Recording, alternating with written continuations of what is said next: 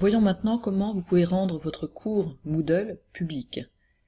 Je vous rappelle que par défaut, quand vous créez un cours sur Moodle, il est privé, c'est-à-dire qu'il va être visible uniquement par des élèves qui seraient connectés et inscrits à votre cours. Ici, l'objectif, c'est de créer un cours qui est statique, dans le sens où vous donnez des informations à vos élèves et les élèves n'ont pas besoin d'interagir avec vous. C'est donc plus pratique de ne pas exiger de la part de vos élèves qu'ils soient connectés et inscrits. Par ailleurs, ça vous permet de faire un cours qui éventuellement peut être destiné à un public plus large. Pour ça, il va falloir que vous rendiez votre cours public. Et c'est possible, donc, de rendre le cours visible à tout internaute qui, tout simplement, connaîtrait l'URL de votre cours. Ça demande deux choses. D'une part, de demander une autorisation, puisque vous n'êtes plus dans le cadre d'un cours privé accessible seulement à l'intérieur du département de l'instruction publique, mais au monde entier. Et puis, deuxième étape, il faut paramétrer le cours pour qu'effectivement, il soit rendu visible à tous. Alors, je vous montre comment ça se passe. Connectez-vous à votre site, celui que vous souhaitez rendre public.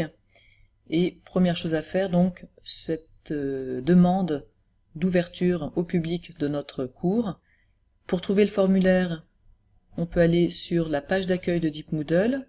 Je vais faire un clic droit, ouvrir le lien dans un nouvel onglet. Ça me permet de garder un onglet avec mon site, puisqu'il faudra que j'y revienne tout à l'heure, et puis un onglet avec la page d'accueil de Moodle. Sur cette page d'accueil de Moodle, j'ai démarré. Vous vous rappelez, c'est l'endroit où on avait fait la demande de création d'un cours. Mais là, si on descend, on a rendre un espace de cours public. On clique sur le lien et on est ramené vers ce formulaire qu'il faut remplir pour demander que le cours soit ouvert au public. Ce formulaire il doit être validé par la direction de votre établissement et par le SEM. Exceptionnellement, dans le cadre de cette formation, vous n'avez pas à remplir ce formulaire, mais vous savez, pour un prochain cours, vous savez où le trouver maintenant et comment le remplir. Je retourne donc sur la page d'accueil de mon cours. C'est important que vous soyez bien sur la page d'accueil. Donc vérifiez ici, je vous rappelle que vous pouvez naviguer avec ici cette petite barre de navigation, vérifiez que vous êtes bien sur la page d'accueil de votre site.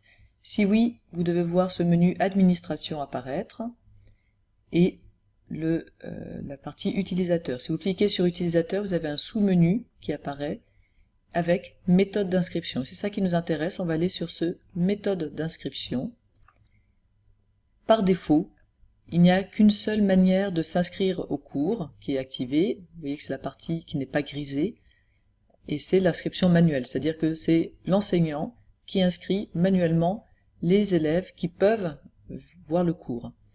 Si on veut que tout le monde puisse voir le cours, à nouveau c'est voir, pas agir sur le cours, mais voir, eh bien il faut rendre cet accès anonyme possible. Vous voyez que par défaut il est grisé, ça veut dire qu'il n'est pas actif et on va l'activer. Mais voyons déjà ce que ça donne quand il n'est pas activé. Donc supposons que je ne sois pas connecté à Moodle, je suis un internaute lambda, et je veux aller à cette adresse, donc on suppose que je connais l'adresse avec view.php.interrogation id égale 1304, et quand je demande ça, on me dit que je ne peux pas entrer, que les visiteurs anonymes ne peuvent pas accéder à ce cours. Il faudrait donc d'abord que je me connecte, puis que je m'inscrive au cours. À présent, je vais rendre accessible anonymement en décochant ici ce petit œil. Vous voyez que si je le décoche, je rends actif l'accès anonyme, il n'est plus grisé. Voyons maintenant ce que ça donne. Donc je retourne à la même adresse exactement. Et cette fois-ci, vous voyez qu'on ne me dit pas que je ne peux pas rentrer et que je peux voir le cours, qui est donc une sorte de mini-site, je peux le voir sans être connecté. On voit bien que je ne suis pas connecté, j'ai aucune information de compte personnel. Si je voulais me connecter, il faudrait que j'aille en haut à droite sur connexion.